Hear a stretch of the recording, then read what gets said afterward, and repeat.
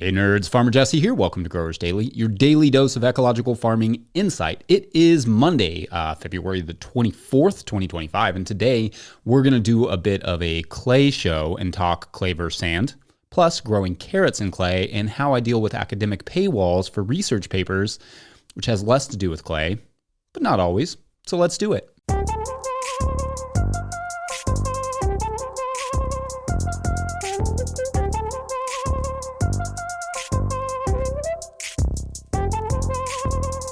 All right, happy Monday, everyone. It is going to be nearly 60 degrees today, 15.5 Celsius, as it were. So I'm going swimming after all this cold weather that we've been having. I had a nice, productive weekend. On Friday, after I got the show updated, I heard the melodious sounds of a truck backing up outside of our house again, and got our first load of wood chips. So as soon as the snow melted or started to melt, I got out there and started mulching around the house because that has been on my mind to do, and I'm going a little bonkers being more or less stuck inside the house for the last month and a half. Even though it was the weekend, my body wanted to spend it working, and so that's what we did. Then on Sunday, I got my rosters, 2 of them, for the soccer coaching season. I'm about to go from basically being able to do almost nothing outside for 2 full months to having to be outside from 8 to 8 every day starting in a couple weeks, and awesome. Bring it on. Let's go. Okay, so segueing with my typical grace, I am a big carrot fan. I love growing carrots, I love eating carrots, I love selling carrots, and I have done it for a while now, never once on sandy soils. There's this myth that gets passed around gardening communities that you really have to have sandy soils to grow carrots, which is not the case. I have been growing carrots on clay and denser soils for 15 years. I have never grown on sand at all. However, there are some things to consider about how I produce carrots that may be different from how people who say they can only produce carrots on sandy soils grow their carrots. So let's just do a quick carrot breakdown, shall we? For me, I like to broad fork carrot beds lightly before planting as it dramatically speeds up the harvest. But this is especially true in the denser soils. I always say you can fork before you plant, or you have to fork to get them out. It's your call, but before, to me, is easier and faster. I also like to add, or just already have, at least a thin layer of compost mulch to reduce the competition from weed seed. Weeds are the #1 issue with carrot production, and you either need that nice mulch layer or you need to already be well in control of your weeds in the beds that you're planting carrots. The forking can also bring up some weed seeds, so that mulch layer helps, just reduce the germination of those seeds. I sow the carrots pretty densely, fitting as many rows as I can on our 48-inch wide, 122-centimeter beds. Summer carrot germination is a bit of a different story, as carrots germinate readily in the late winter and spring temperatures and moisture. So I'll save summer carrots for their own segment later, because with the heat and everything and the dryness, it takes a little bit of a different approach. But I get the beds very moist and cover them with row cover and get them to germinate adequately. If it's wet enough, the row cover won't be necessary. Its job is really just to hold in the moisture, but it does speed things up a bit on the temperature side. After 4 days, if not using a mulch, I would flame weed to kill any germinating weeds before the carrots come up, but that's not a requisite if you have the mulch. If you don't, the flame weeding is kind of a requisite. Carrots can get really weedy really quick.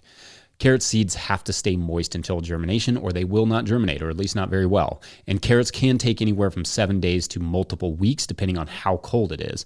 Like the carrots that I sow in January can often take a full month. They're just now, in fact, germinating in the tunnel.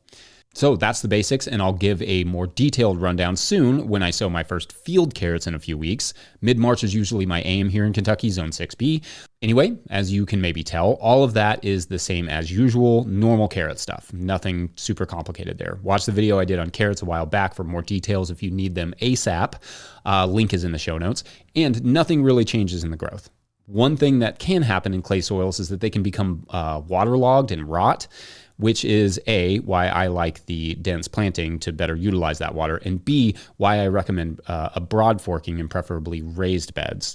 They will rot in standing water or mucky clay, and you will see it when the leaves start to yellow. So it is good to raise those beds to just keep them off keep them out of that muck as much as possible. You're better off to harvest them at that point when you start to see that yellowing, or at least harvest the area around the rot, because that rot will spread.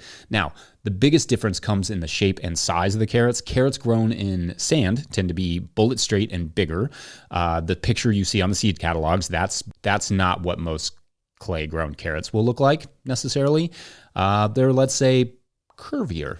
They often have bumps and slight twists. We still grow pretty straight carrots and we don't lose too many to funkiness, but certainly funkiness happens. Also, because our clay tends to hold its nutrients well, which I talk slightly more about in the third segment, I find the carrots are exceptionally flavorful when grown in denser soils. Harvesting can be more time consuming, as even sometimes after a broad forking in the beginning, they can require a light forking to get them out because the soil is just so dense.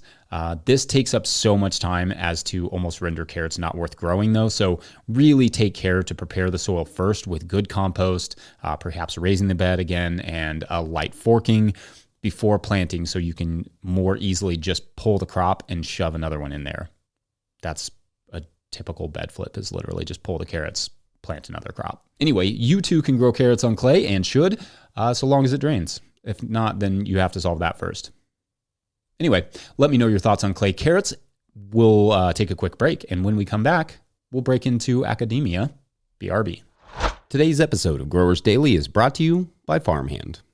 I don't know about you, but I got into farming to be in the field growing food for my community, not creating elaborate pack lists, not writing newsletters or responding to emails, not designing and maintaining web stores, and etc.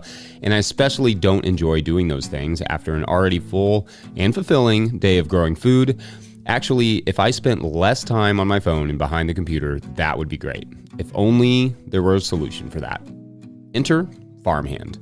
Farmhand is the only all-in-one virtual assistant built by and for farmers. With one single platform, Farmhand enables you to offload your administrative tasks, send and manage communications, and sell more to your customers. Farmhand saves growers an average of 6 hours of administrative load each week.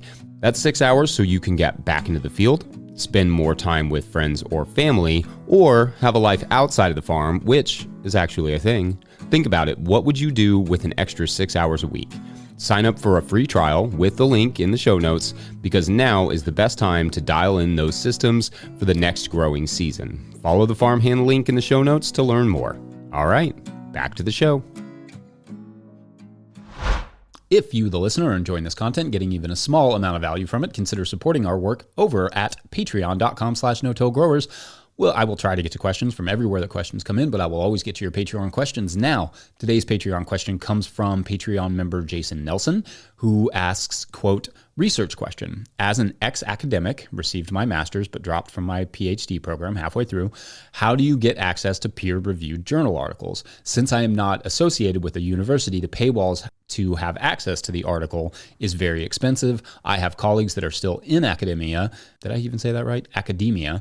I can still ask them to send PDF files to me if the article is behind a paywall. You rock, Jesse, end quote. Okay, so I've been looking forward to this question since it came in, so thanks, Jason. So what Jason is referring to here is that a lot of research papers are behind paywalls, or you have to associate with a university to get free access to them without paying for either a subscription to the journal that they were published in or buying access to that specific paper. The subscriptions for some peer-reviewed papers can be a couple $100s or more. Access to a paper can be like $50. Give or take. Now, to be fair, these publications, the reason they are behind paywalls is the reason most journalism is behind a paywall. It requires work to report, edit, fact check, etc., and work costs money. Some of these journals that publish the research are also very niche, so they do not have a huge base of interested readers. Thus, they have to charge more to account for the smaller customer base. And also, because two things can be true at the same time, some of these publishers are making a boatload of profit while the public is unable to access the important information within. All of that can be true. So how do I access these journals without paying for them? Well, first, maybe I just get lucky, but a lot of the research I want to read is now open source, meaning anyone can read it. I think generally speaking, researchers would prefer it this way, that anyone could read their papers. In fact, part of the reason that some papers are able to be open source is simply because the authors pay for the editorial and peer review process. This cost, in my understanding, is typically written into the original funding proposal, but feel free, those of you in academia, to further elucidate. And to be clear, peer reviews are almost always done for free by peers in the industry or field. So they're not just paying people to write something nice about their paper. They're paying a journal to evaluate it, evaluate that peer review, give feedback, and edit the paper, etc. And then, of course, publish and distribute it. And hats off to the researchers who make their work available this way. It's really appreciated. And I've discussed before how important science communication is, let alone science access. Anyway, then another way I get free research paper access is a site called Sci-Hub. That's sci-hub.se. I will link it in the show notes. This is a site that was set up specifically to make paywall papers accessible. And it does it for papers all over the world. So you go and put in the DOI link or the name of the paper, and chances are that the site has a copy of it. Somebody has sent them a PDF and they publish it. Only a few times have I ever really wanted to read a paper that was not available there. In fact, I highly recommend the Library of Alexandria episode of Radiolab, where they talk about the creation of this site. It's heroic stuff. I'll link it in the show notes as well. However, you also have the option of just emailing the author if it's not on Sci-Hub. I haven't had to do that in a long time, but most authors are going to be sympathetic to a farmer's interest in their work. Or, like in Jason's case, if you know someone in academia, you may be able to hit them up for the PDF. Anyway, great question. As I think I've said before, I do not have a long academic career because I couldn't just take the classes I was interested in. I was really only interested in like French, history, astronomy, sociology, and drinking, which I don't think was a class, but felt like a class. I did it a lot of homework on that one. And so I have very few connections to academia. So I have had to get creative, but luckily there are lots of ways to find papers if you know how to look. All right, be curious to hear your all's follow-ups on that one. Up next, clay soils take on sandy soils in a fight to the bottom. Yeah, be right back. We go bottoms up.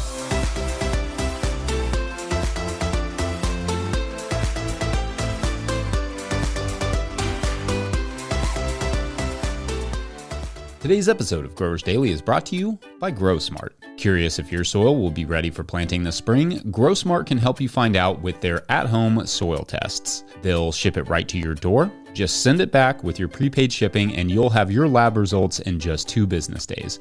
Their reports are simple with tailored seasonal recommendations for fertilizers and amendments.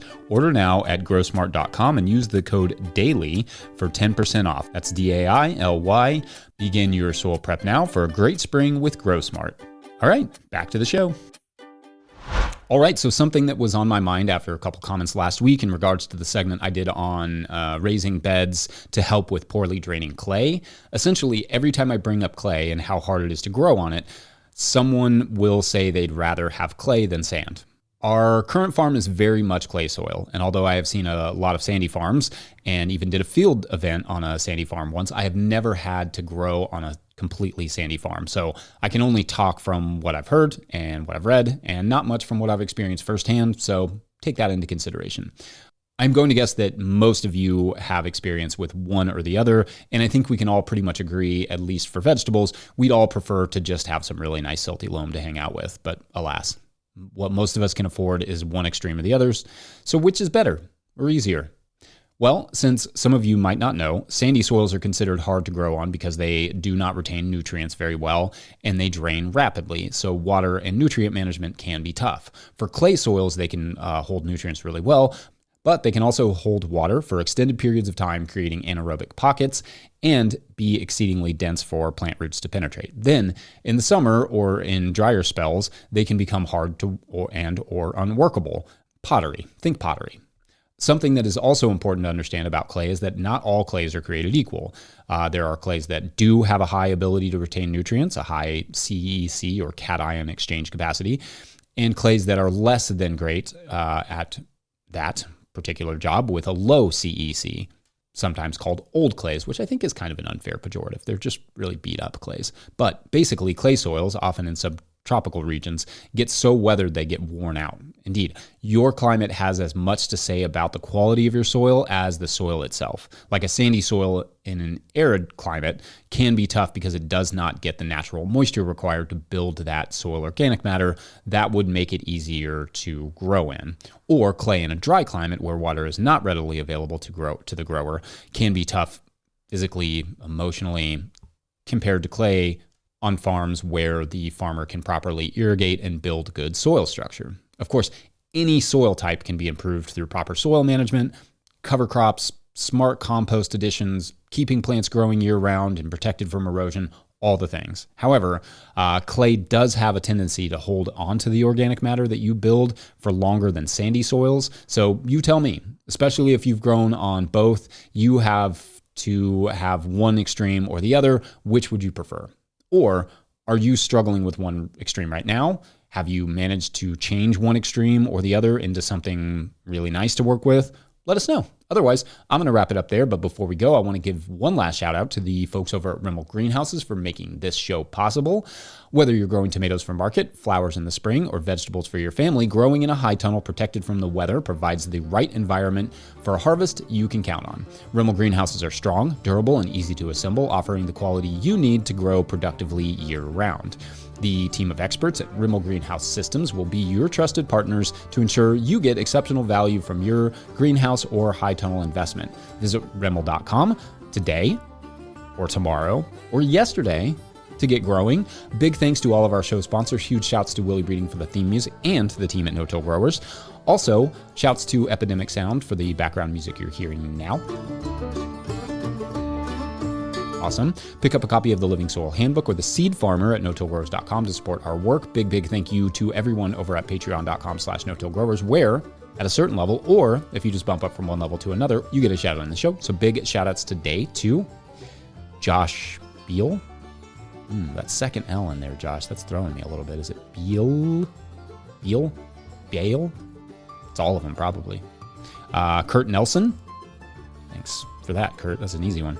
Adam Kinney, and David Hoy. Awesome. So this is a group who is, it's kind of proponents and opponents of a lazy river, a nationwide long lazy river that stretches from California to southern Florida and then back, right? It goes the whole way. And, I'll admit there's some, it's not the best use of water, but I think, both sides make a good case. I could see it. I mean, take like a month and a half or something, but it'd be worth it. Anyway, thanks for watching and/or listening. We will see you tomorrow for Tuesday. Good day. Great day of the week. Yep. All right. Bye.